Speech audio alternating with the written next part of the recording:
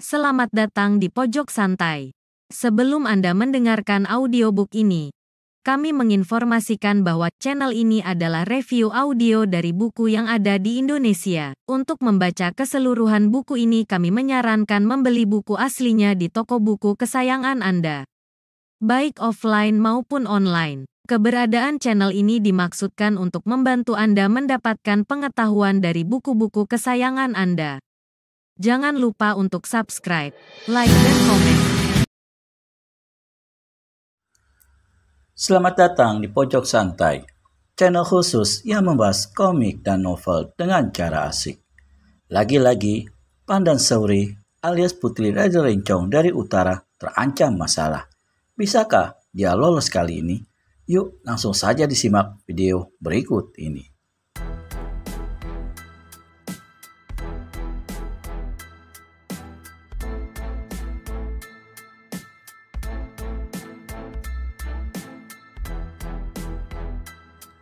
Karena Raja Rencong sudah dikenal kehebatan dan kesaktiannya, meskipun Dipa Warsya bukan seorang yang berpandang rendah, namun perwira ini tidak mau ambil resiko. Dalam menjalankan tugas Sultan, maka Dipa Warsya membawa serta 5 orang tangan kanannya dan 20 orang prajurit-prajurit yang terlatih baik. Mendengar seruan Dipa Warsya tadi, Pandan Suri berpaling sebentar lalu meneruskan makannya dengan sikap yang kelihatannya tetap acuh tak acuh, tapi diam-diam gadis ini mempertinggi kewaspadaannya, karena dia tahu siapa adanya orang-orang itu. Melihat sikap si gadis demikian rupa, sang perwira merasa dongkol dan dianggap sepele. Anak Raja Rencong, kau berhadapan dengan perwira Kesultanan Delhi. Sebelum Dipa Warsya meneruskan bicaranya, Pandan Suri sudah berpaling dan memotong. Apa urusanmu, perwira? Apa mau mengemis ketika orang sedang makan? Hanya pengemis-pengemis yang suka mengusik orang makan. Merahlah paras Dipa Warsya. Dia berpaling pada kelima bawahannya yang berkepandaian tinggi dan memerintah. Atas nama Sultan Delhi, tangkap gadis itu. Kelima orang yang diperintah segera bergerak. Tunggu dulu, seru Pandan Suri dengan suara keras dan sambil mencampakkan tulang ayam yang di tangan kanannya ke lantai papan, hingga tulang ayam itu menancap di lantai. Strak! Atas alasan apa Sultan kalian menyuruh tangkap aku? Bentak Pandan Suri dengan lantang. Dipa Warsya menjawab, sebenarnya ayahmu yang kami cari, tapi menangkap anaknya pun cukup berharga. Pandan Suri tertawa kelak-kelak. Suara tertawa itu merdu sekali, namun kemerduan itu dibayangi oleh sesuatu yang mengerikan. Dia memandang pada kelima bawahan Dipa Warsya. Kalian mau menangkap aku? Majulah. Mengandalkan jumlah yang banyak serta kepandaian mereka yang tinggi, maka tanpa cabut senjata, kelima anak buah Dipa Warsya melompat ke muka. 5 pukulan dan 5 totokan menderu berebut cepat. Sekejap kemudian, mengumandangkan 5 pekikan di dalam ruang makan itu.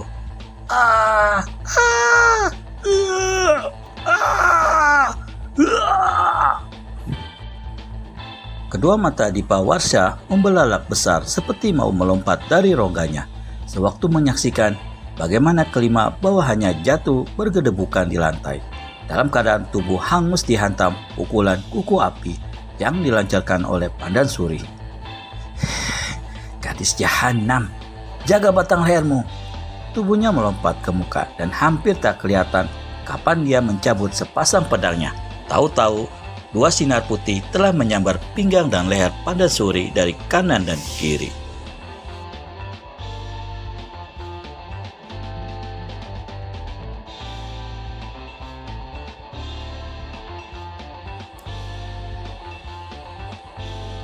Pandan Suri terkejut melihat datangnya serangan hebat dan cepat ini. Lekas-lekas, dia menyingkir ke samping lalu menyusupkan satu tendangan ke arah perut sang perwira. Permainan pedang Dipa Warsya hebat sekali, karena begitu serangannya mengenai tempat kosong, sepasang pedang itu laksana kilat menderu ke bawah, membuat Pandan Suri terpaksa tarik pulang kaki kanannya Dan sewaktu dia melancarkan 2 jotosan ganas ke dada dan ke kepala lawan, kembali sepasang pedang itu membabat ke atas menggagalkan serangannya. Panaslah hati si gadis. Dia bersuit nyaring dan sekali tubuhnya berkelebat, lenyaplah dia dalam jurus-jurus serangan yang ganas. Kedua orang itu berkecamuk dalam pertempuran yang luar biasa hebatnya. Meski sang perwira dalam hal tenaga dalam masih kalah 1 tingkat dari Pandansuri, namun dengan permainan sepasang pedangnya yang hebat luar biasa, dia berhasil memberikan tekanan-tekanan yang berbahaya pada lawannya. Kalau saja ilmu meringankan tubuh Pandansuri belum mencapai tingkat yang lebih tinggi dari sang perwira, niscaya gadis ini sudah sejak tadi kena celaka tersambar ujung pedang. Melihat lawan begitu tangguh, dengan hati memaki, Pandansuri mulai keluarkan jurus-jurus simpanannya yang terlihat. Hebat juga dia. Dipawasa terkesiap melihat bagaimana permainan silat si gadis berubah total dan suka diduga sasaran yang ditujunya. Dengan serta-merta, perwira ini percepat permainan pedangnya hingga rumah makan itu terbenam dalam deru sepasang pedang. "Perwira edan, makan pukulan selaksa palu godam ini!" teriak Pandansuri. Tubuhnya berkelebat dan tahu-tahu tangan kanannya menyusup di bawah pedang sebelah kiri Dipawarsha, menderu ke atas mengarah muka sang perwira. Meski kagetnya bukan alang kepalang, tapi perwira ini tidak kehilangan akal. Dengan sebat, pedang di tangan kanannya digerakkan ke atas. Yes! Pandansuri terkejut dan tak menyangka lawannya akan bergerak sekalap dan secepat itu. Namun demikian, meskipun pedang datang menyambar, gadis ini tidak takut.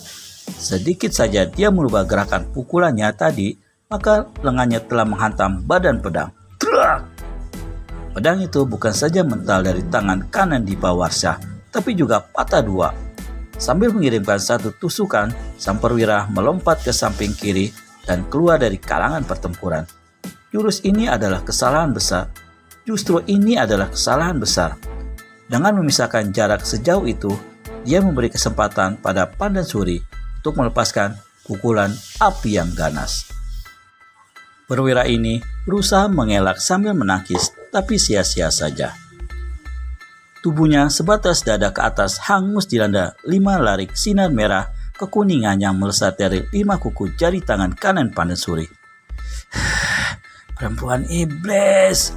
teriak seorang kepala prajurit yang mengurung rumah makan. Sekali dia berteriak, maka 20 prajurit-prajurit lainnya menyerbu. Rumah makan itu pun hiruk pikuklah. Tapi hanya sebentar, karena setiap kali Pandansuri berkelebat, setiap kali dia menjentikan kelima jari tangannya, maka sekelompok demi sekelompok prajurit-prajurit itu rebah ke lantai, tanpa nyawa dan dalam keadaan tubuh hangus. Akhirnya, 6 orang sisa-sisa yang masih hidup segera ambil langkah 1000. Rumah makan itu kini penuh dengan gelimpangan mayat. Suasana yang mengerikan itu ditambah pula bergidiknya oleh beberapa orang prajurit yang masih hidup, menggap-gegap merintih menjerat ajal sampai mati. Kursi dan meja centang perenang tak karuan. Piring-piring dan gelas berhamburan di mana-mana. Makanan berhamparan. Satu-satunya meja dan kursi yang tidak berpindah dari tempatnya ialah yang tadi diduduki oleh Pandansuri. Gadis ini melangkah ke kursi, duduk di situ dan meneguk tuak harum di dalam piala perak beberapa kali. Di tengah-tengah suasana yang mengerikan itu, dia meneruskan menyantap hidangannya kembali. Pandansuri sudah menyelesaikan makannya dan tengah meneguk tuak, sementara dari pintu terdengar suara keras menggetarkan seantero ruangan. Buset, ini rumah makan apa tempat pembantaian manusia? Anak gadis Raja Rencong dari utara terkejut dan cepat berpaling. "Ah, iya," kata Pandansuri. Kedua bola matanya bersinar.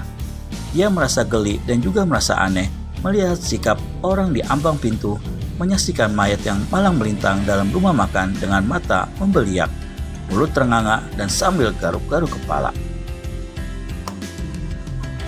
Tiba-tiba orang itu berpaling padanya dan berkata, kau, seluruh pemuda rambut gondrong. Ia melangkah melompati mayat-mayat yang bergelimpangan. Mendadak, ia menghentikan langkahnya ketika salah seorang dari mayat-mayat itu dikenalnya. "Ini kan Dipa Warsya, perwira pasukan Kesultanan Delhi," katanya setengah berseru dan kembali memalingkan kepala pada Pandan Suri. Sambil melangkah ke meja gadis itu, dia bertanya, "Apa yang terjadi di sini?" "Siapa?" tanya siapa. Si pemuda tertegun. Dua alis mata yang tebal naik ke atas, lalu sekelumit senyum bersungging di mulutnya. Apa yang direncanakan pemuda itu, yang tak lain Wiro Sableng alias pendekar Kapak Maut Naga Geni 212? Temukan jawabannya di video selanjutnya hanya di channel Pojok Santai.